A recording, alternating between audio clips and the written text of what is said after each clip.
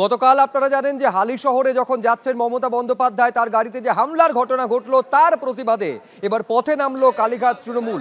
বিধানসভার সামনে বিক্ষোভ অবস্থান করলো তারা, এবং সেই বিক্ষোভে সামিল হলেন শোভনদেব চট্টোপাধ্যায়, কুণাল ঘোষেরা। শ্যামবাজারে মিছিল শুরুর আগে পুলিশের ধরপাকড়, কালীঘাট তৃণমূলপন্থীরা জড়ো হতেই বাধা দেওয়া হয়। বিনা অনুমতিতে মিছিলের অভিযোগে আটক করে নিয়ে যাওয়া হলো থানায়।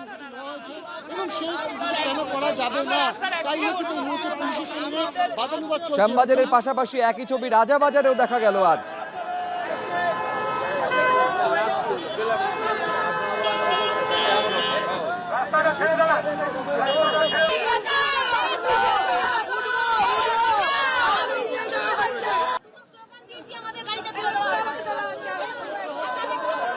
একদিকে রাজাবাজারের ছবি দেখতে পাচ্ছেন, অন্যদিকে শ্যামবাজারের ছবি আপনারা দেখতে পাচ্ছেন।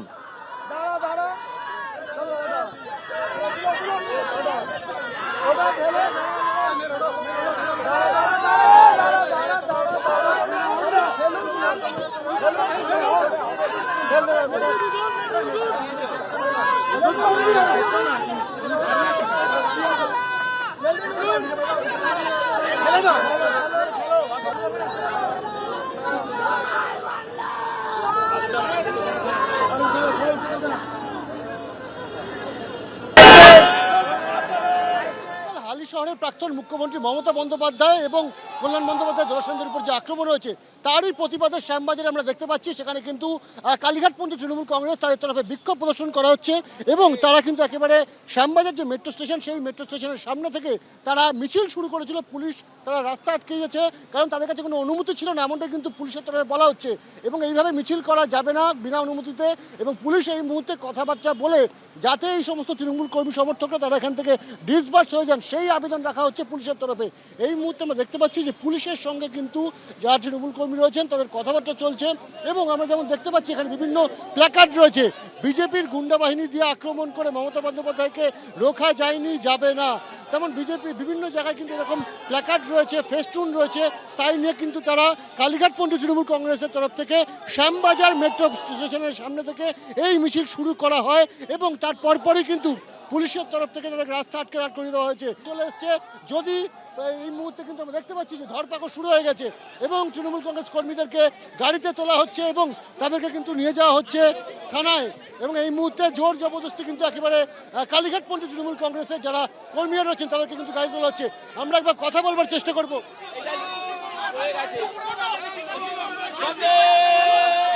দেখতে পাচ্ছি এখানে কিন্তু একেবারে কালীঘাটপন্থী তৃণমূল কংগ্রেসের তরফ থেকে যারা রয়েছেন তাদেরকে কিন্তু পুলিশ একেবারে আটক করে গাড়িতে তুলছে শ্যামবাজার যে মেট্রো স্টেশন তার সামনে। এই মুহূর্তে কিন্তু একেবারে রণক্ষেত্রের পরিস্থিতি এবং যান চলাচল সম্পূর্ণরূপে বন্ধ।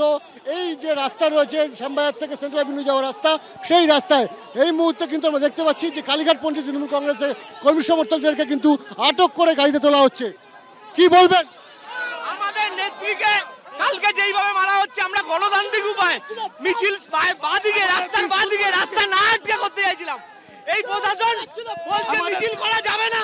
ডিসির সাথে কথা হচ্ছে, আমরা এখানে উত্তর কলকাতার 3টে বিধানসভা, আমরা রাস্তার ধার ধরে এক ধার দিয়ে আমরা প্রতিবাদ মিছিল করতে চাইছিলাম।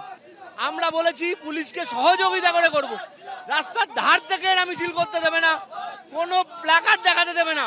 সরকারের বিরুদ্ধে বলছে প্ল্যাকার্ড দেখানো যাবে না, এই সরকার থাকবে না। বিজেপি যদি মনে করে ভয় দেখিয়ে মমতা ব্যানার্জিকে আটকানো যাবে।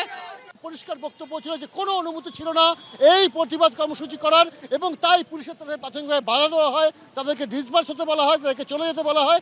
যদিও তারা কথা শোনেননি, পরবর্তী সময় এখানে কালীঘাটপন্থী তৃণমূল কংগ্রেসের কর্মীদের এবং সমর্থকদেরকে আটক করে নিয়ে যাওয়া হলো শ্যামপুকুর থানায়। ক্যামেরা দীপ্তনী চক্রবর্তীর সাথে অনির্বাণ বিশ্বাস, এবিপি আনন্দ, কলকাতা। দু জায়গার ছবি আপনাদের সামনে আমরা রাখছিলাম, শ্যামবাজার এবং রাজাবাজার দু জায়গাতে গতকাল যেভাবে মমতা বন্দ্যোপাধ্যায়ের গাড়িতে হামলার ঘটনা ঘটেছে হালি শহর যাওয়ার পথে, তারই প্রতিবাদে কালীঘাট তৃণমূলের নেতা এবং কর্মীরা তারা দু জায়গায় বিক্ষোভ দেখান, কিন্তু এই বিক্ষোভের কোনো আগাম অনুমতি ছিল না, সে কারণে পুলিশের তরফে ধরপাকড় পর্যন্ত করা হয় এবং তৃণমূল কংগ্রেস কর্মীদেরকে গাড়িতে তোলা হচ্ছে এবং তাদেরকে কিন্তু নিয়ে যাওয়া হচ্ছে থানায়। এই মুহূর্তে এবিপি আনন্দ এগিয়ে থাকে, এগিয়ে রাখে।